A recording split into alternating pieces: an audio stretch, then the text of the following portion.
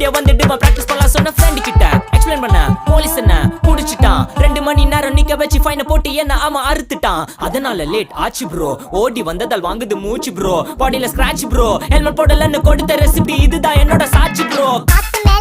மேல காத்து கீழ காத்து சைடு காத்து ரைட் வீட்டு மேல காத்தடிக்குது காத்து ரொம்ப நாத்தடிக்குது சைடுல பார்த்தா குப்பை மேடுமா ஒச்சக்கல்ல பொரி பிரியாணி அச்சிக்கலாம் கிட்ட வரியாணி கச்சா மேங்கோ பைட்டு ஃபைட்டுமா